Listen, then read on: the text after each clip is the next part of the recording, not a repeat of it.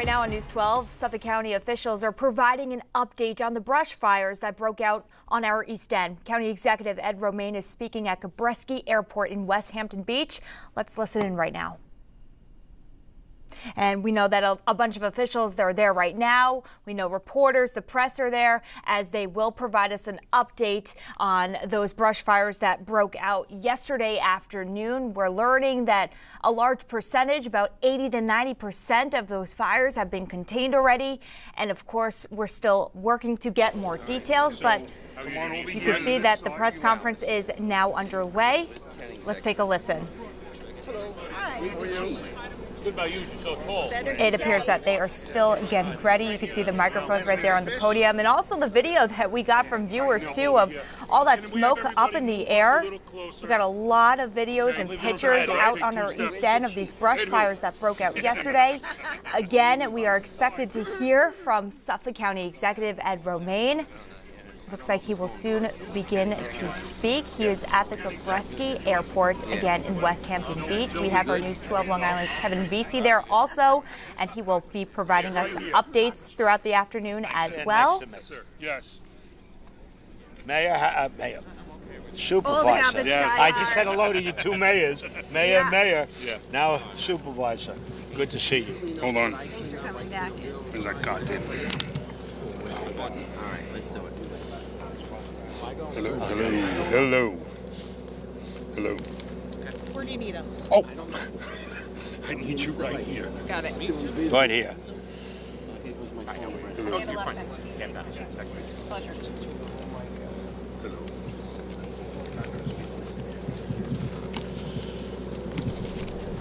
So it looks like that they are still working to get some audio, getting ready to go. Again, you could see all these officials out there. Crews have been working overnight. It looks like Ed Romaine is about to speak. Let's listen. I'm joined by a long list of public officials, all who have worked so hard to make sure that this fire was not the threat that it could have been.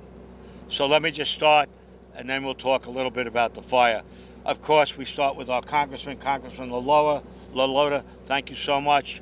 We start with the supervisor of Southampton. Give a little wave. Our police commissioner. Our two mayors. Mayor from Quark. Give a raise. Mayor from West Hampton. We have our DEC commissioner for the state of New York. We have the supervisor of the town of Brookhaven. We have a councilman from the town of Brookhaven. A county legislator, and give a wave. And is our local county legislator. We have our local town council person. Give a wave. We have the state police, and I'd probably get a kick in the shin at my next Thanksgiving dinner if I didn't mention the state park police, because my cousin is married to a state park police officer that's here.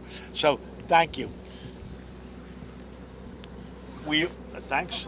We also have a whole host of law enforcement, from the Sheriff's Department to Suffolk County Police to a whole host of people, our state police. Who else do we have out here? Dishes. Most important, the guy that was guiding this firefight all day yesterday is our Commissioner of Fire, Rescue, and Emergency Services, Rudy Sunderman, and he's going to speak right after me and the congressman. So let me just tell you, this fire is about 80% contained. It burned about 700 acres. It started in Center Mauritius and jumped to East Mauritius and then Eastport and then the Dwarf Pine Barrens, all around this industrial park and airport. Our biggest concern, and if anyone drove here by Sunrise Highway, look at Sunrise Highway on the south side, you'll see all the burn marks there. We thought this fire would jump the highway, in which case we'd be in big problems, because that's where most of the pine barrens are. So with that, I can say thank you. We had about 80 fire departments. These are all volunteer fire departments from Suffolk. We had 10 EMS units respond. We had 2 industrial buildings that were damaged along this road from the fire. And we may have other damages that we are now beginning to assess that the fire has calmed down. But even now, there's about 20-mile-an-hour winds, 25-mile-an-hour winds. There were winds 35 miles an hour and above yesterday that drove this fire. There was also a lot of downed trees in this vicinity that fed this fire. And that's when you saw the huge clouds of smoke that engulfed this entire area. So we are in deep gratitude. Now, just so you know, because we're so focused on all of the issues and problems of this country, yesterday we got a call from President Trump's people. We got a call from the governor. We got a call from Senator Schumer, Congressman Laloda, who is with us today. We got a call from Mayor Adams and the county executive of Nassau County, who sent equipment that we put out at our fire academy if we needed it. Fortunately, we didn't need it because we had such a response from our volunteers. But I want to say that because sometimes we forget that in times of crisis, in times of danger, Americans can come together and can address problems. So my thank you particularly to the volunteers that all showed up, that helped us contain this fire. We are concerned because the winds are still blowing, that it might spark up again, and we have people out all over the place. And I want to thank the National Guard that did some water dumps. I want to thank the drones that we had up and the helicopters to spot the hot spots so we could direct them. They were live feeds to our firefighters on the ground. I want to thank them very much. So without any ado, I'm going to ask our congressman and then our DEC commissioner to say a few words. But this was a very big fire that could have created big problems if not for all of us coming together to solve it and address it. And it's still a concern, and we still have people out there, and we pray for their safety. As you know, one firefighter suffered second-degree burns on his face and was transported by helicopter to Stony Brook Hospital. Another firefighter suffered head injury and was taken to Peconic Medical Center. So, to the firefighters who put their lives at risk, men and women who serve our community, thank you. God bless you. It's one of the reasons that we're a lot safer today. And thank you to all my partners on the federal, state, county, and regional area that were willing to step in if we needed the help. So God bless you. Thank you. It shows what we can do when we work together. And this fire is not the threat that it was yesterday, because if you came down this road, you would be seeing clouds hundreds of feet in the air that they spotted from Connecticut, that this fire was burning so bright. And I cannot say thank you enough to those who served. Congressman. Thanks, Ed. Thanks for your leadership, Ed. What a difference a day makes here today. Today is a much different day than yesterday because of our brave first responders here in Suffolk County. Regardless of what party you're from, we love and we appreciate our first responders for what they did. Almost 90 volunteer departments converged in this area to ensure life and property was protected, to ensure this fire didn't spread beyond about the 600 acres where it had been. A tremendous effort by officials of all levels of government, state, county, town, volunteers, villages, everybody in between, ensuring there was the proper response here in Suffolk County to ensure we were all protected. Like Ed said, the nation's looking at us, and the nation saw some of these flames on the TV yesterday. I got calls and texts from my colleagues from Indiana and California and elsewhere, regardless of party, concerned about how we here in Suffolk County are doing. And I told them, you know what? These first responders left the safety and comfort of their homes, their families, what they were doing to ensure that we were all safe, and gave them that confidence as well. And what we're seeing here today, the tremendous response and hopefully the almost near total containment of the area will come to us soon. So proud about the work that our first responders have done, Ed's leadership and everybody else who pitched in. Thanks so much, Mr. County Executive. Thank you, and we have our DEC Commissioner. Thank you so much, County Executive. I really want to thank everyone that is here today. It's really an incredible effort. As you all know, Governor Hochul immediately put the state into response and made resources available at the county's control. We've been here. We have a multi-agency response from many state agencies, and want to recognize Matt Franklin from Dishes, who's also here and available, who's helping to really run the state's efforts here. We have our forest rangers on the scene that have been walking the perimeter, that have a full assessment of the fire to really ensure that we are getting this under control, and we can say confidently that the fire is under control, and we're working hard on a full containment around the area. In addition, we're helping to coordinate air resources. We're very grateful for the additional air resources from the National Guard and others to ensure that we have bucket drops that are continuing to go. We're remaining really vigilant on air quality monitoring. At this time, we're not seeing any increased threat from air quality. The wind is dispersing much of the particulate matter, but we're going to remain vigilant and really encourage people, if you smell smoke, if you're in an area, please go indoor, wear masks, please take precautions to ensure that you are safe in those particular regions. And finally, just want to again emphasize the really amazing work that's here on the ground, and just the continued support from the Department of Environmental Conservation, as well as the rest of the state agencies that are represented here today. We're here to help. We're going to continue to be here until this is contained. Thank you, Commissioner. And the man that coordinated all of this, Rudy Sunderman, our Commissioner of Fire, Rescue, and Emergency Management. Thank you. Rudy, they want you to spell your name. My name's Rudy Sunderman, Sunderman. Can I get the Assistant Chief, Lewis Scott, to stand next to me as well?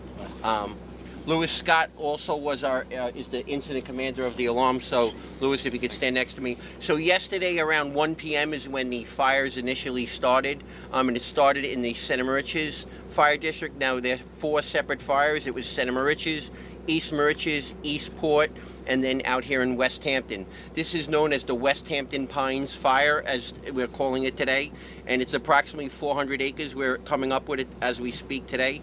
Yesterday, as we spoke to you, it was 80% knocked down. Today, we're 100% knocked down, and we're at 22% contained of the fire in the area that we're at today. So knockdown refers to all visible fire. As you know, you don't see any visible fire as we speak.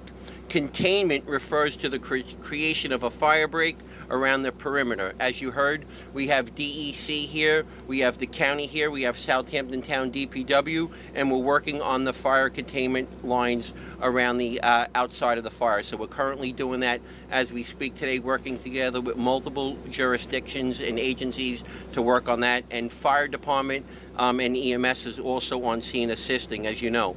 As you heard from everybody speaking, we had over 90 fire department EMS agencies on scene, with over 600 fire personnel and EMS that responded yesterday to help with the knockdown and the response to this alarm. As the county executive said, we had 2 injuries. Both fire personnel were treated and released from area hospitals, and have been sent home and in recovery at this point. This time I'm going to turn it over to the fire chief. Okay. Chief Lewis. Hi, good morning. My name is Lewis Scott, L-E-W-I-S. Last name Scott, S-C-O-T-T. I'm the Second Assistant Chief of the West Hampton Beach Fire Department. On behalf of Chief Larry Cicente, just some real quick thank yous. Firstly to my department members, they did a great job. The nearly 100 mutual aid departments that we had come help us. Appreciate them, West Hampton EMS and Chief Bancroft, and all their support was great. Southampton PD, the town officials from Southampton, New York State Police, Suffolk County Sheriff, Suffolk County PD, West Hampton Beach Police Department, all our county and state agencies as well. So as they talked about the fire containment, at the 22%, the knockdown is 100% at this time, which we're happy with. The fire has not grown in size since 6 a.m. Our actions today is we went in, we went through, found some hot spots with 6 mutual aid companies, and knocked most of that down. Out there now is no fire departments or brush trucks at this time. The New York State DEC Forest Rangers and their personnel are doing it. We are prepared to respond back. The weather is still a very significant concern and threat to us. We are hoping for some moisture to come in with this. It's not looking like that in the very near future, so that's a concern, but we are prepared to respond back into the woods in a firematic sense. But for now, it's going to be in the hands of the DEC and their personnel. And we're ready to assist them at any time. Thank you, Chief. Thank you. Good job. Thank you, Chief. Helping us, of course, is Southampton Police, the Sheriff's Department, and our own Suffolk County Police, and I believe we have the Suffolk County Police Commissioner here. Commissioner? Yep. Where are you? Ah, there he is. Got a jacket. Yes. Good morning. Thank you, sir. So we have 25 detectives that are working on trying to determine the origin of the fire. We have drones up assessing the area and again trying to figure out where this fire started. We also have our arson detectives going up in the helicopters, also trying to figure out how this all started. We're interviewing all 911 callers. And we're going to get to the bottom of what happened. At this time, it's too early to tell whether or not this fire was started naturally or there's some nefarious origin. But we are going to get to that, and we should have an answer within the next couple of days. Thank you so much. We're going to have the Southampton supervisor speak for a moment. Maria. Thank you, Mr. County Executive. We're just so grateful to the coordinated effort and speedy response of all the first responders. We could, made such a difference. It was remarkable to see. And I just want to remind people that the burn ban, the recreational burn ban, is still in effect, as is the state of emergency. So please cooperate with those restrictions. Thank you. Thank you. And on the other side of the line, the Brookhaven supervisor, Dan Panico. Thank you, Ed. And I want to say thank you to all of our first responders. This was a combined effort, and while the wind fanned these flames and made the fire tougher to put out, the wind also for the town of Brookhaven, although we are sorry for what occurred in Southampton, was fortuitous, because had this wind blown to the southwest, this fire would have ravaged through potentially Eastport, the business district, Manorville, with a ton of homes, East Moriches. It could have been a very different fire had it gone into Brookhaven town. We're thankful that did not occur, and we're thankful for everybody and their coordinated effort led by our county executive to help save the day and prevent this from becoming the fire of 95 again. Thank you all. Thank you. And we all have bad memories from 95, which we had a terrible fire that burned for over a week, almost 10 days, and almost in the same area, except the difference is, and you can see it when you drive Sunrise Highway, it hit the southern part of Sunrise Highway, but then jumped the highway. In 95, it jumped the highway and burned to the north as well as to the south. So we were very lucky. Thank you to all the volunteers, everyone here, including our county legislator, giveaway van, and our town councilman, our two councilmen from Brookhaven and from Southampton. Everyone here helped. And I cannot say thank you enough to all. This was a combined effort. And we are still vigilant because at any time, and you're standing out here, so I don't have to tell you, the winds are about 25 miles an hour with a gust. Any of those embers can ignite and set this fire up again. That's why we're showing vigilance for the next day or two to make sure that it's down. Rudy and all the volunteer firefighters and the EMS people did a great job. So thank you again. I think this is the time we take questions. You got questions? Yeah. DC Commissioner. Hi.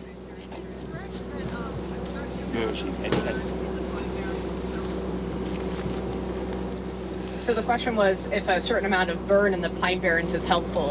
And I think if there's any bright spot, it's the fact that the Pine Barrens is in fact a fire-dependent system. So we will see some reflourish, we'll see some regrowth that will come from this. Right here. You got it. So to answer the question, the Pine Barrens is a fire-dependent system. So much of the ecosystem, the plant life, do depend on fire, in fact, in order to have regrowth and to flourish.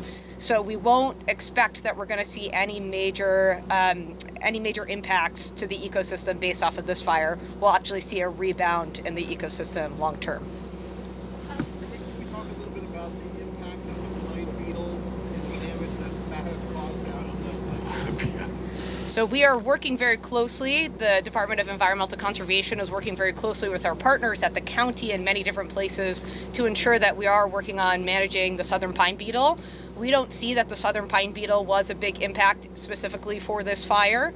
However, we are making sure that we are getting out ahead of that. Prescribed burn is a potential use and a tool to help control those impacts, because largely what occurs is that the southern pine beetle will result in some dead trees, which will obviously be fuel to the fire. So while we don't see that as a major issue for this particular fire, it is something that we are proactively working on with the county and others to ensure that we have good plans in place to continue to seek to manage this and real investments there. County Exec? Tens of thousands of pine trees, tens of thousands of pine trees are dead. The southern pine beetle, some people would talk about climate change because they weren't here, but they came here 10 years ago, and over the last 10 years, tens of thousands, if not hundreds of thousands of trees are dead. And right now, our only answer to the southern pine beetle is to chop down the tree. I would hope that there's an ophthalmologist out there that could figure out a way that we could eradicate this, because it's killing the pine barrens. This is my 12th year on the Pine Barrens Commission, besides being county executive, and I am gravely concerned about the health and survival of the pine barrens as a result of that. We will be having a seminar over at Suffolk Community College the end of April, dedicated just to be talking about the southern pine beetle, because it is a major concern for those who care about the health of and all you have to do is drive along. Go out to Amagansett on the way to Montauk. Take a look at how many dead trees there are. There are dead trees all over because of this.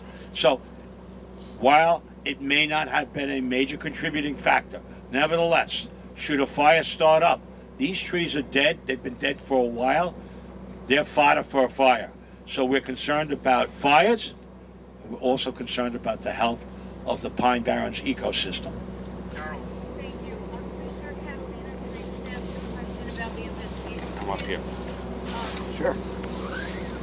Even because the fire started at 4 different locations and around the same time, would you consider it suspicious? We don't know that the fire started at 4 different locations. It was so windy yesterday that it's quite possible that the fire started at one location and because of the wind jumped to other locations. So we haven't made that determination yet, but we are investigating it. And like I said, we brought in 25 detectives this morning to get to the bottom of it, so we'll know soon. I have a follow-up to that. You mentioned a number of resources that you're deploying to determine or rule out whether it was arson. What are your detectives looking for? What are you looking for as you're putting the drones in the air as well? What stands out to you? Well, we're going to interview every 911 caller.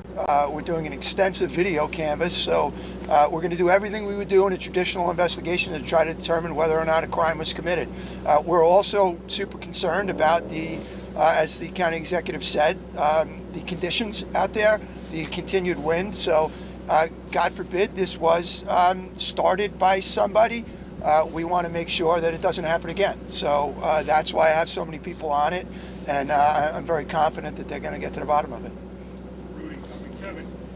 Commissioner Sunderman, could you explain the containment level, and could you also tell us when you anticipate reaching 100% containment? Also, you said it was in the 20s. The county executive said about 80%. Could you So it was, explain the distinction? yeah, 80% was the fire knockdown last night. Like I was saying, we're at 100% knockdown, as the chief said today.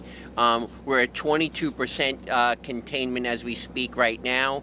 And, we're going to continue throughout the day. And if we have to come back tomorrow to reach that 100% containment, that's with our bulldozers and payloaders from all operations and agencies going around the perimeter, ensuring 100% of containment of the fire.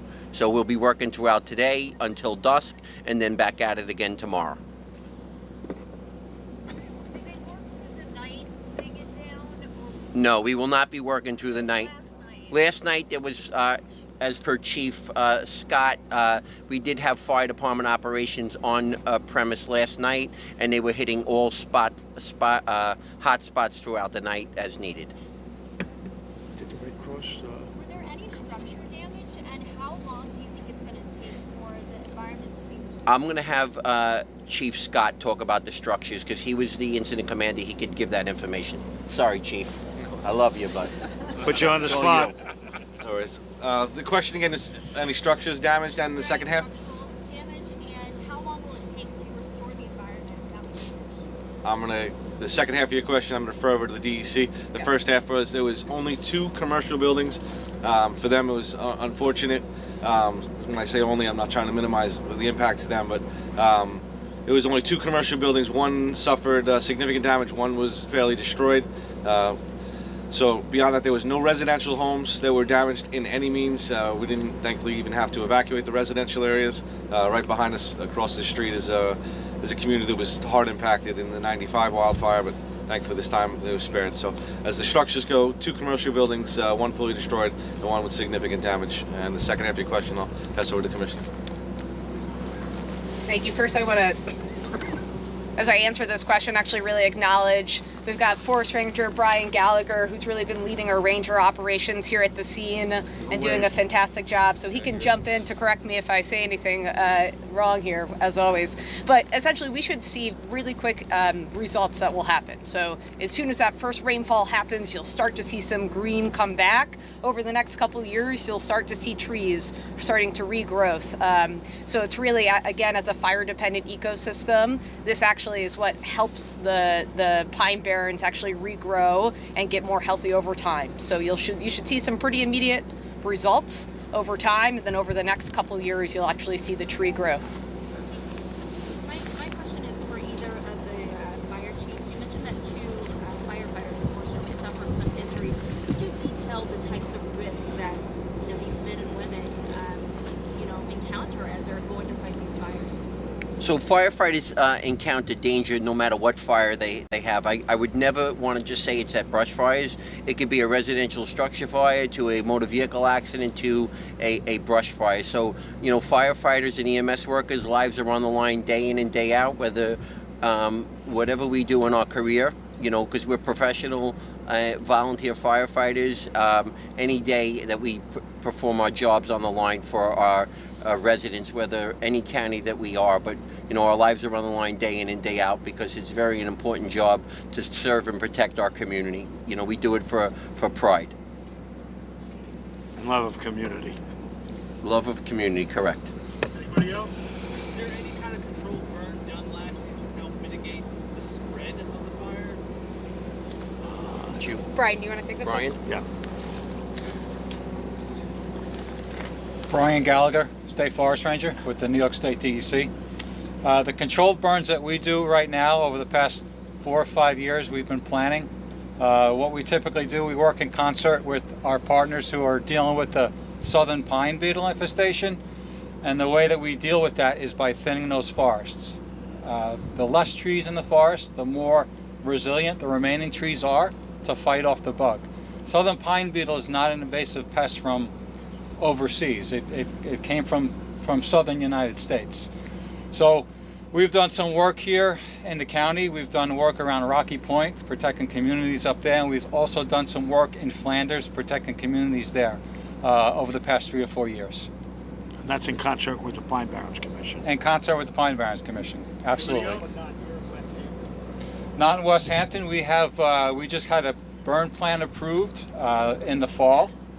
We do have a burn plan planned for just east of here to protect the communities along Route 104. Be interesting to see if any of the unexplored, All right, well, good. Thanks, everyone. unexplored and exploded things that they used in Yes, World sir. War II blow up as you burn. Yeah.